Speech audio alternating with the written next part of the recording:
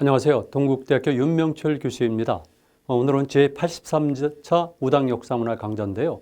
제가 여러분과 함께 만날 강의 내용은 고조선의 건국과 홍익인간 그리고 현대적 가치가 되겠습니다.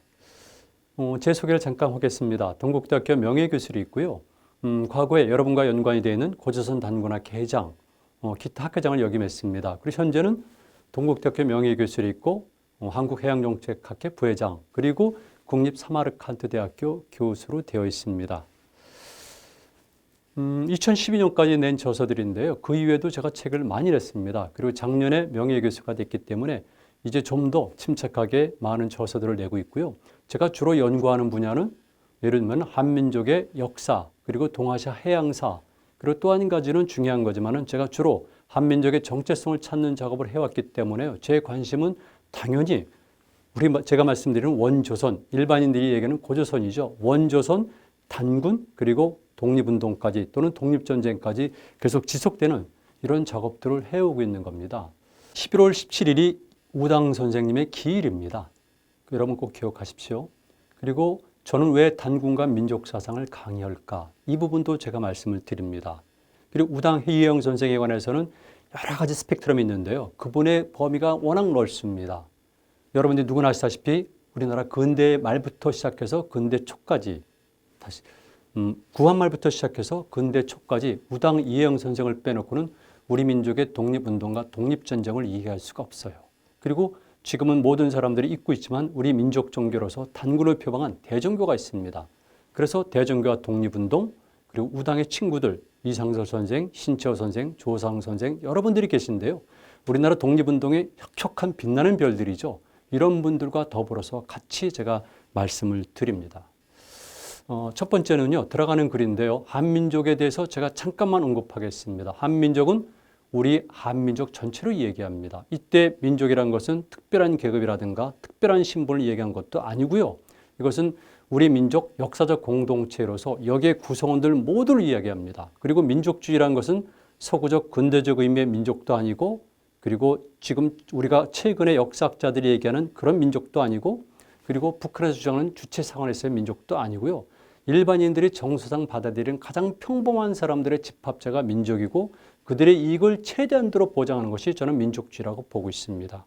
그리고 조선이라는 나라는 우리 민족의 시원 국가예요. 조선의 역사에 관해서 설왕설래합니다. 역사학계에서는 기본적으로 조선의 건국연대를 상당히 낮게 보고 있고 일부에서는 조선의 건국연대를 위로 바짝 올리고 있습니다. 그런데 분명한 것은 조선이라는 것은 우리 민족의 시원 국가이고 또 한 가지는 중국적 역사 기록을 근거로 하면 BC 7세기경을 전후로 하지만 고고학적 유물이라든가 기타 증거들을 놓고 볼 때 우리 조선의 건국 기원은 훨씬 올려볼 수가 있습니다.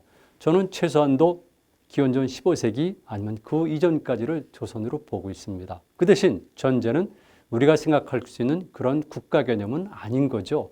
여러분 근대 국가의 개념을 고대라든가 그 이전까지 적용하면 반드시 문제가 생깁니다. 그 시대 상황에 맞는 정치 체제와 시스템이 있는데 그런 면으로 볼 때 조선의 건국은 저는 최소한도 BC 15세기 아니면은 훨씬 더 오래된다는 것이 제 판단입니다.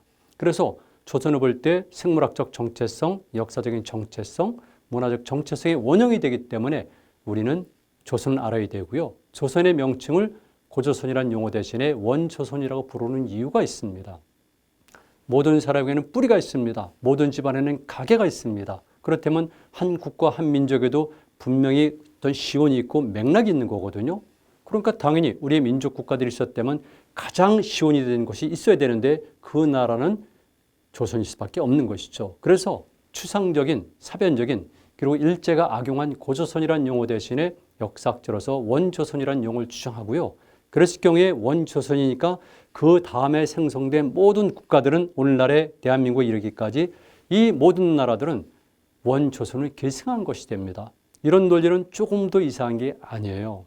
일부 학자들이 이런 논리에 대해서 비약적으로 판단하는 경우도 있는데 기본적으로 역사를 모르는 겁니다. 그리고 여러분 아시겠지만 일본을 보거나 중국 전체를 보거나 유럽을 보거나 뭐든지 첫 번째 프로토라는 것이 있는 겁니다. 그런 의미에서 우리는 반드시 조선이 우리 민족 국가의 시원이라는 것을 자각할 필요가 있습니다. 그리고 그 증거 중에 하나가 단군 기록, 이것을 일부에서는 단군 신화, 일부에서는 단군 사화 이렇게 부르고 있지만 제가 잠깐 오늘 설명드릴 건데요. 두 가지 다 사용해도 전혀 문제가 없습니다. 그리고 이렇게 단군을 정점으로 하는 조선, 당연히 한 정치적 실체가 있으면은 그것을 뒷받침하는 사상, 논리가 있어야 되지 않겠습니까? 그것이 무엇이겠습니까?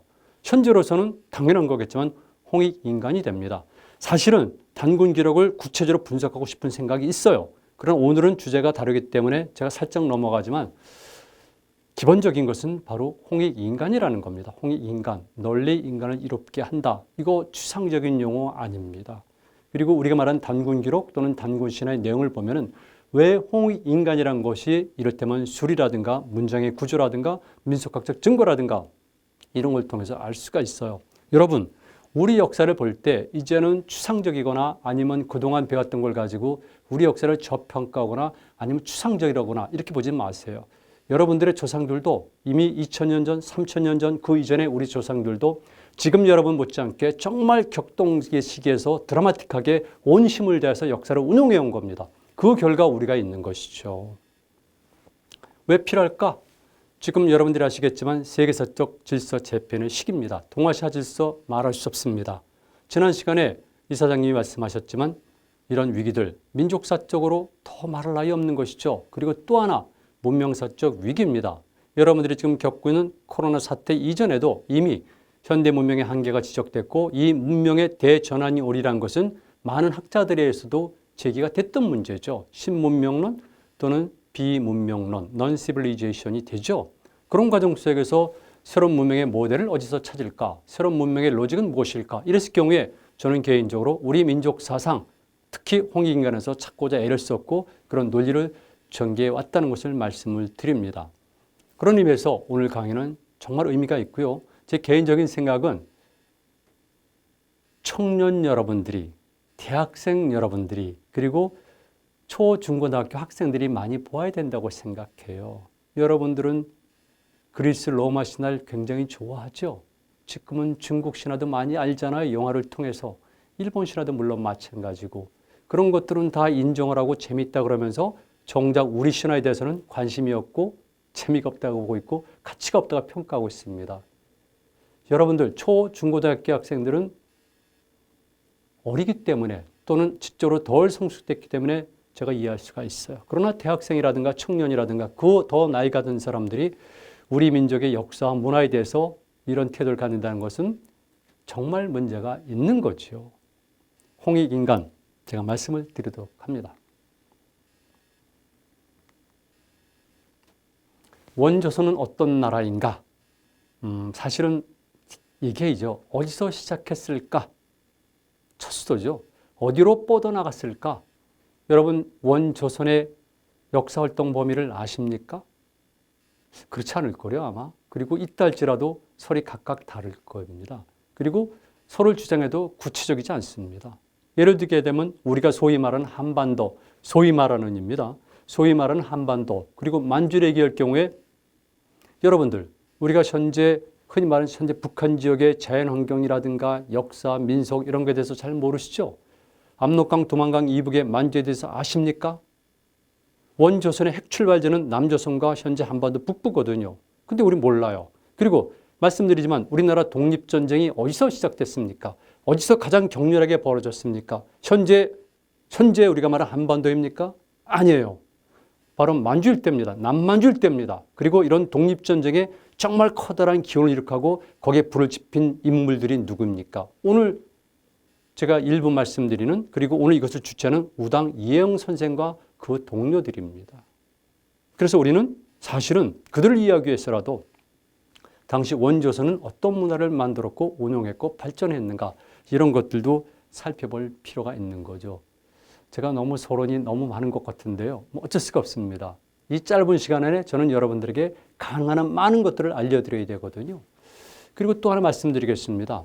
조선, 원조선이죠. 이랬을 경우에 단군조선, 기자조선, 위만조선 세 가지로 세 단계로 일단 분리를 하고 있습니다. 일단 분리를 하고 있습니다. 그리고 넘어가겠습니다.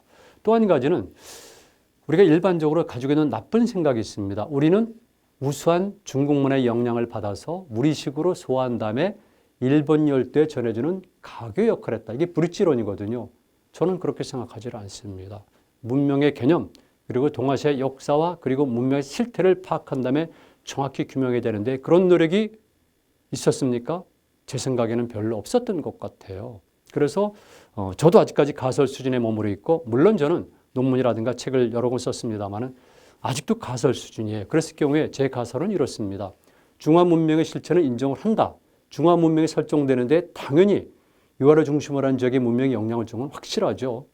그러나 그것과 함께 북방유목문명이 전 세계가 주장하듯 실제한 겁니다. 그렇다면 당연히 중화문명과 북방문명이 있으면 동쪽에 동방문명이 있는 것이죠. 이게 바로 우리고 그 동방문명의 출발점이고 핵을 이룬 것이 흔히 말하는 원조선이라고 보는 겁니다. 이거 상당히 중요한 겁니다. 이런 구체적인 사실에 근거해서 그다음에 여기에 대한 자의식을 가져야지 우리가 제대로 설 수가 있는 것이지 추상적이고 과거에 배운 대로 우리는 중국문의 아류다 이런 생각을 갖고 있는 한 우리는 절대 자주적일 수가 없고요. 자주적이라는 것은 정적 자주, 경제적 자유만 의미하는 것이 아니라 실제적으로 마음의 자유까지 의미하는 겁니다. 냉정히 말씀드리죠. 저는 우리 한국 사람들이 절대 민족주의자라고 보지를 않습니다. 스스로 민족주의자라고 얘기를 하고 있고 민족에 대해서 굉장히 애정이 강하다고 얘기하고 있지만 제가 보기에 중국, 일본, 기타 여러 나라들과 비교할 때 우리 결코 그들보다 더 하지 않습니다. 이건 너무나 분명한 사실이에요. 제가 바라보는 역사관인데요. 역사를 긍정적으로 바라보기 위해서 그리고 원조선의 실체를 알기 위해서 여러분들 이 지도를 보실 필요가 있어요.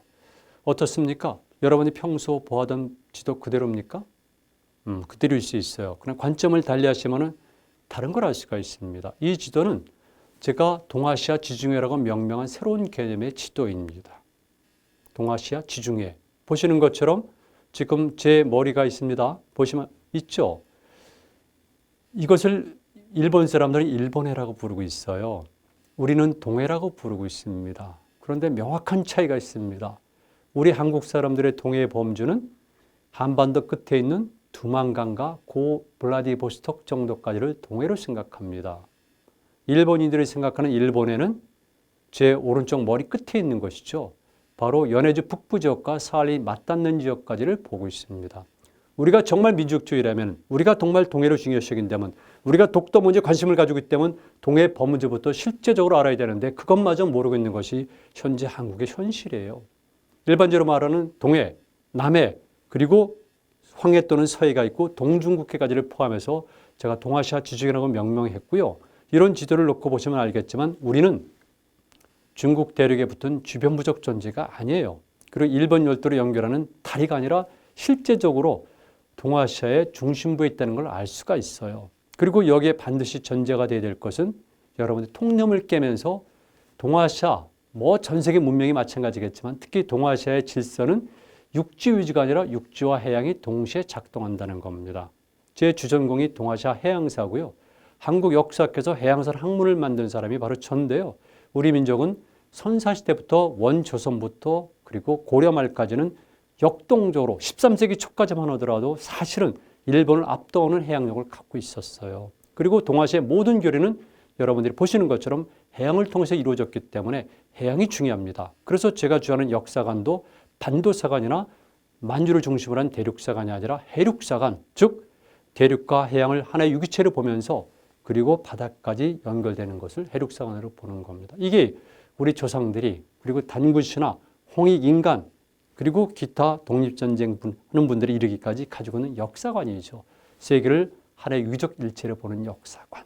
그런 면에서 볼 때 우리는 정치의 코어에 있구나. 그리고 모든 경제적 물리의 허브에 있구나. 그리고 문화 또는 문명의 인터체인지 노는 심장에 있다는 걸 알 수가 있어요. 오늘 여러분들은 제 강의를 어렵게 생각하지 마세요. 그냥 개념만 이해하시면 됩니다. 우리 역사를 바라볼 때는 이제는 이렇게 동아지중해라는 모델 속에서 바라볼 수 있구나. 그리고 우리 민족은 해양 활동이 매우 활발했고 거기에 따라서 우리 민족의 운명도 많이 영향받았구나 하는 것을 이해하시고 다음 기회에 차근차근히 여러분들이 해양을 통한 우리 민족의 역사를 보면 되겠습니다. 간단히 넘어가겠습니다. 자, 이제 본론으로 들어갑니다. 벌써 17분이 지났거든요. 사실은 이 강의가 꼭 60분 강의인데요. 벌써 17분이 지났습니다. 좀 아쉽지만 저는 빠른 시간 안에 여러분들에게 오늘 강의의 본 주제에 관해서 말씀을 드리죠.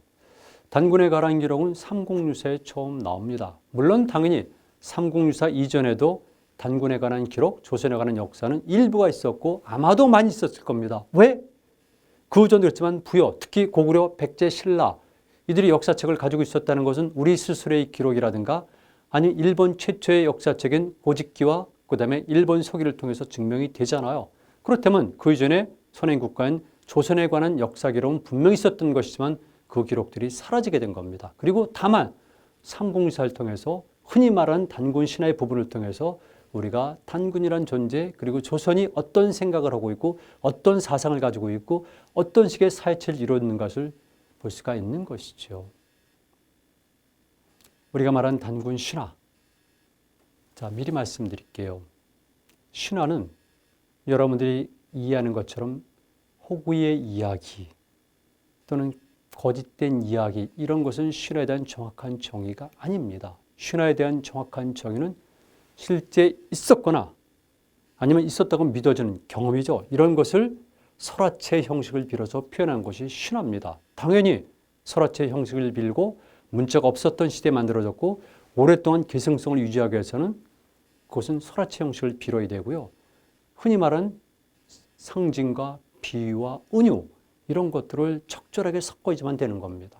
그런데 후대에 이렇게 신화 상징과 비유와 은유의 문제를 모르고 그 자체를 보면서 단군 신화는 단순한 호구의 이야기다 이렇게 주장해 온 것이 한국의 지성계입니다. 그거는 기본적으로 신화학에서 얘기하는 신화의 정의를 모르는 것이죠.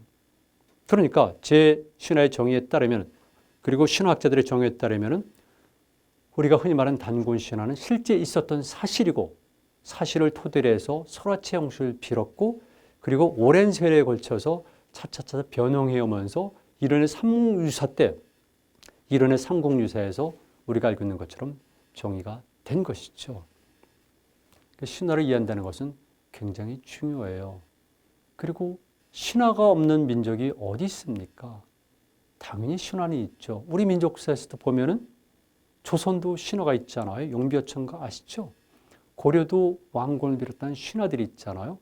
그렇다면 그 훨씬 이전에 흔히 말하는 원조선에 신화가 있었던 건 당연한 거고 신화가 있어야지만 그들은 신들의 후손이 되는 겁니다. 최근에 일부 분들이 오해를 하시는데요. 북한이 처음부터 이 원조선, 즉 고조선을 굉장히 긍정적으로 평가하고 단군에 대해서 높이 평가한 것으로 알고 있고 오해를 하고 있는데 그렇지는 않습니다. 학자로서 정확히 말씀드립니다. 이미 그 이전부터 제가 비교하는 논문을 썼기 때문에 또 그 이후의 상황을 보면서 정확히 말씀을 드리지만 북한은 고조선을 즉 첫 계급 국가라고 보고 노예 소유주의 국가라고 얘기를 했습니다. 단군에 관해서도 흔히 말하는 단군 신화에 대해서도 계급적 통치배들이 이런 표현이 들어가면서 호구 이야기라고 그랬습니다. 다만 북한이 주체 사상, 뒤를 이은 주체 사관을 통해서 조선, 원조선에 대한 재평가 그리고 단군에 대한 재평가가 이루어지면서 지금 일부 사람들이 이해하는 것처럼 북한이 표면상 민족주의적 요소를 띠고 있다는 것이죠. 사실을 정확히 하는 것이 중요합니다. 단군 진영입니다.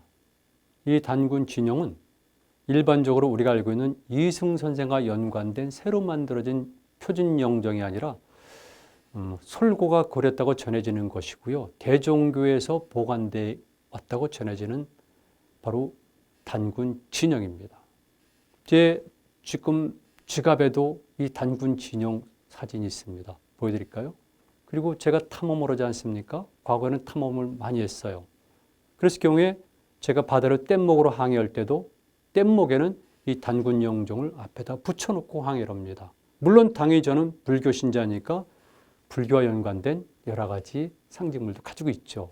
그리고 중국 사람들은 중국과 함께 누구나 다 마찬가지입니다. 그런데 기독교의 십자가라든가 불교의 만자에 연관된 것들은 갖고 있어도 문제가 안 되는데 이렇게 단군과 연관된 걸 갖고 있으면 일부 사람들이 이상하게 생각해요. 한국 사람들이 이상한 겁니다. 정말 이상한 겁니다. 신화에 대한 정의는 제가 조금 전에 말씀드렸지만 간단합니다. 신화는 역사성과 설화성이 공존해 있다. 이것만 이해하시면 돼요. 아, 실제 역사로구나. 그러나 표현 방식은 설화체 형식을 빌었구나. 그래서 설화체 형식으로 된 이런 신화 속에서 우리는 사실들을 찾아내지만 돼요. 기독교의 성경도 마찬가지죠. 수메르의 홍수설화도 마찬가지죠. 중국의 신화도 마찬가지죠. 그렇다면 우리도 마찬가지입니다. 단군 신화에는 변형의 요소가 많이 내재되어 있다. 어느 신화나 마찬가지겠지만 처음에 출발할 때를 원형이라 그럽니다. 그러나 시간이 지납니다. 공간이 이동합니다. 또 사람이 변합니다. 그랬을 경우에는 당연히 변형이 되는 것이죠. 이 사실을 꼭 이해하셔야 돼요. 그러다 보니까 우리가 말하는 단군 신화에 나오는 곰은 정말 우리가 생각하는 베어가 아닐 수도 있구나. 확실합니다. 이런 것도 염두에 두셔야 되고요. 그 외에도 많이 있습니다. 꼭 기억하세요. 단군 신화는 변형의 요소가 많이 내재되어 있다. 자, 여러분들이 보시는 것이 바로 이른의 삼국유사에 나오는 고조선 주왕입니다. 그래서 제가 이 페이지 전체를 보면은요, 앞부분의 일부는 역사적 서술입니다. 그리고 나머지 대부분은 신화적 형태를 빌은 거고요. 나머지 뒷부분은 역사적 사실체로 기록되어 있어요. 그러니까 이 주왕을 보면은 크게 두 가지. 하나는 실제 사실을 기록했다. 그리고 많은 부분들은 설화체의 형식을 빌어서 썼다는 겁니다. 이걸 우리가 신화라고 부르는 겁니다. 이해하셨죠? 그래서 이 기록을 통해서 우리는 흔히 말하는 원조선의 큰 역사 줄거리와 그리고 사상과 그리고 민속과 생활 방식 이런 것들을 찾아낼 수가 있는 거죠. 정말 드라마틱하고 재밌죠. 제가 빨리 넘어가는데요. 3부분으로 되어 있는데 첫 부분은 석유 환인 제세 이화란 것으로 시작이 됩니다. 이거 어렵게 생각하지 마세요. 예전에 환인 또는 환국이 있었구나. 이렇게 이해하시면 됩니다. 그때 제가 여러분들에게 알려드릴 것 중에 하나는 바로 환인할 때 환은 어떤 의미를 가지고 있을까?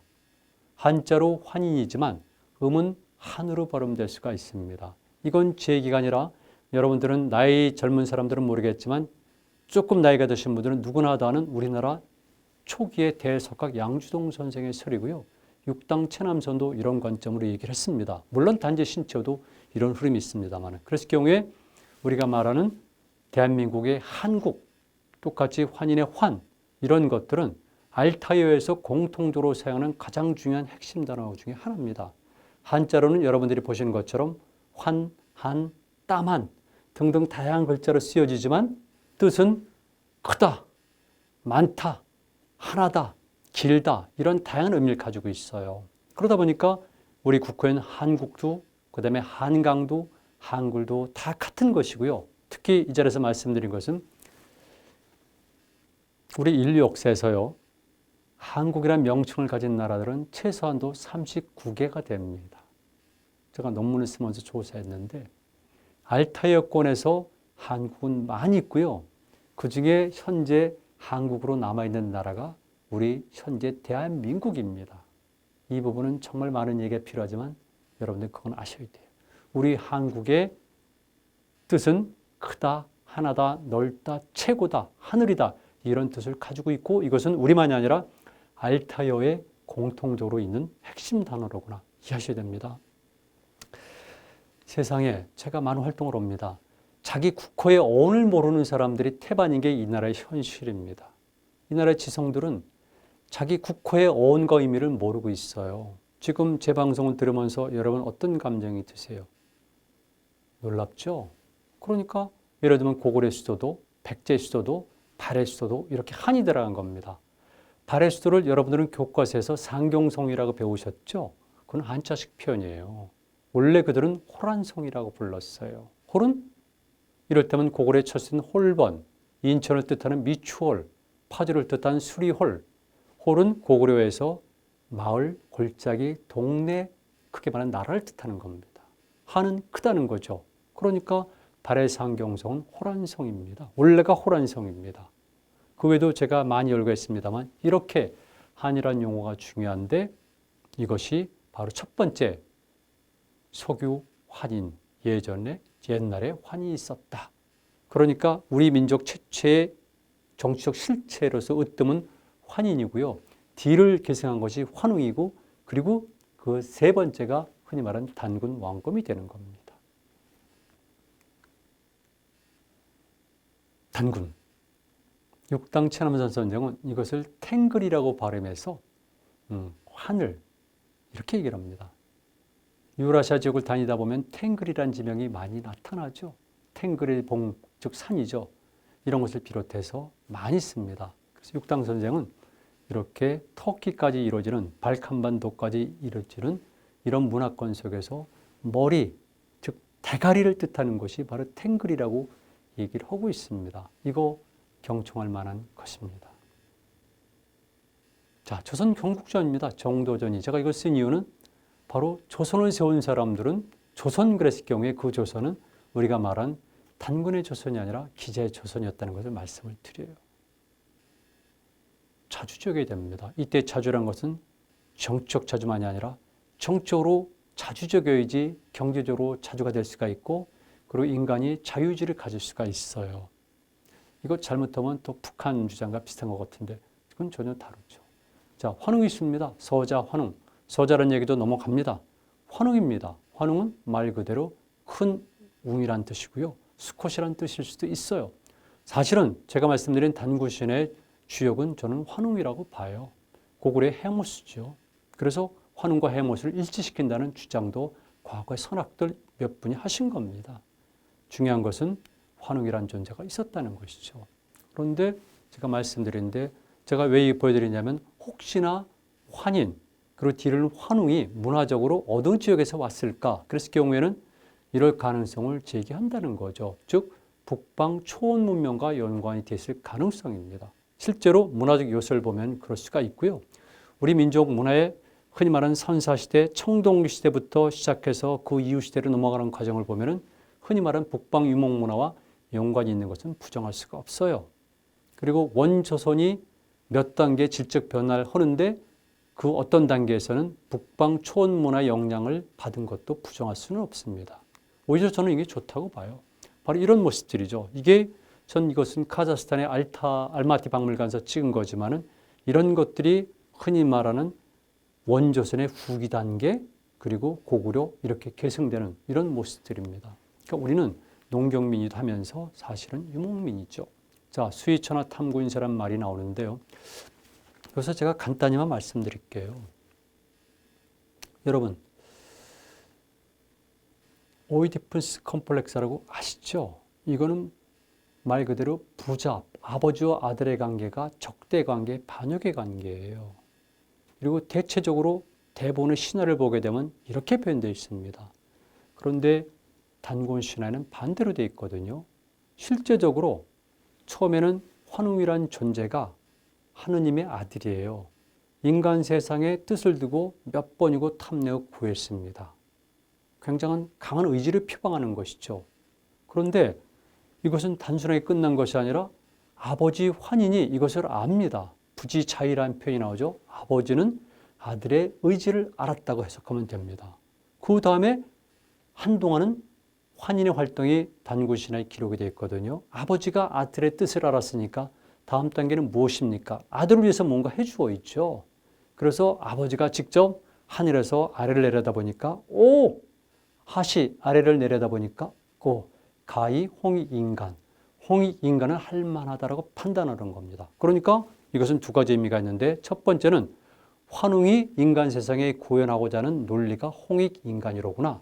두 번째는 아버지도 동일하기 때문에 아버지가 직접 친히 아들이 가서 새로운 이상세계를 펼칠 공간을 살펴보고 홍익인간 할 만하다고 합격 판정을 내린 거죠. 이거 아무것도 아닌 것 같지만 기본적으로 문명의 출발입니다. 역사를 어떤 관점으로 보느냐의 문제인데 서구 신화, 일본 신화, 중국 신화와 달리 우리는 이렇게 아버지와 아들이 협조관계, 상호 인정관계로 드러나고 이게 우리 역사의 시작입니다. 기본적으로 그래서 대동사상을 비롯해서 물화일체, 천지동군 등등 모든 것을 하나로 어우르는 이런 사상이 오랜 세월 동안 우리 민족의 심성에 체화가 되어 있는 겁니다. 지금은 아니지만 이 사진은 특별한 건데요.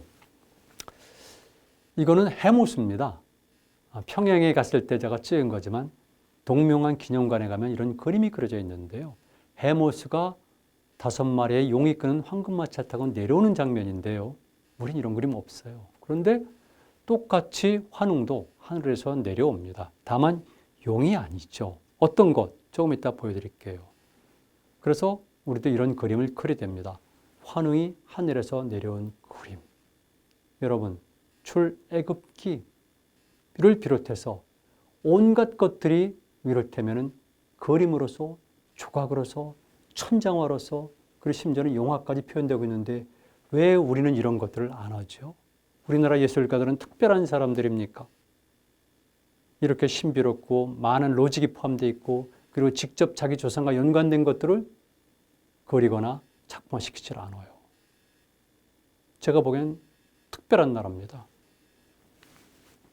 이건 해모수란 거예요. 제가 1982년도, 3년도, 83년도에 대마도에서 찍은 건데요. 뗏목을 타고 쭉 건너갈 때 찍은 사진입니다. 뗏목을 탄 이유는 바로 우리 민족 사상, 제가 탐험가로 선 것도 있지만 우리 민족 사상, 즉 해모수, 그리고 뗏목이 가진 정신성, 삼의 논리를 주장하기 위해서 뗏목을 탄 것이죠. 자, 나옵니다. 아버지가 아들의 뜻을 알고, 당연하죠. 그리고 내려다 보니까 삼이 태백이 있구나. 이때 태백이란 것은 실제적으로 태백산일 수도 있죠. 이때 태백산은 백두산이죠. 그랬을 경우에 실제적인 산일 수도 있고 관념적일 수도 있지만 역시 내려오는 겁니다. 자, 홍익인간입니다. 홍익인간의 글자 끝 보면은 널리 인간을 이롭게 한다. 척도가 인간입니다. 흔히 말하는 인본주의죠. 홍익인간, 이 네 글자만 가지고는 너무 추상적이고 비하기 심하고 확대 해석하지 말라고 많은 철학자들, 사상가들, 지성인들이 얘기를 합니다. 그렇지 않아요.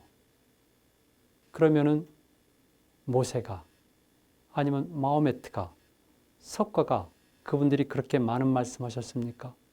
그리고 그분들이 책을 쓰셨습니까? 아니잖아요. 이거는 간단하게 얘기하는 것이고 이 핵심을 가지고 그 이후의 사람들이 지금까지도 홍익인간의 이념이 그 시대에 어떻게 표현되어 있는가, 이것이 바로 현대 학자들이 할 일이에요. 그런 것들을 하지 않고 막연하게 홍익인간 그러면서 이거는 특별한 것이 아니다, 이렇게 격하면 그것 또한 지성인으로서 또는 지식인으로서의 책무를 방기하는 거죠. 기본 원칙은 그렇습니다. 널리 인간을 이롭게 한다. 얼마나 좋습니까? 천부인 세계를 줍니다. 그냥 갈 수 없죠. 그러니까 환웅에게 천부인 세계를 주는데 이 천부인 세계는 예를 들면 청동 거울 그리고 청동 칼, 방울이 됩니다. 일본 신화에는 똑같이 이렇게 삼종 신기로 나오는데 거기서는 거울과 칼과 고곡입니다. 그것은 일본의 신화에도 기록이 되어 있고 일본의 고분에도 발굴하게 되면 늘 나타나는 것이고 일본에서 현재까지도 보관되고 있는 것이 삼종 신기예요. 왜? 과거에 우리가 건너가서 일본 고대 문화의 기원을 이뤘고 일본 고대 국가 성립되는데 결정적 역할을 했기 때문에 당연히 남아있는 것이죠. 그러나 우리는 오히려 잊어버린 겁니다. 망각한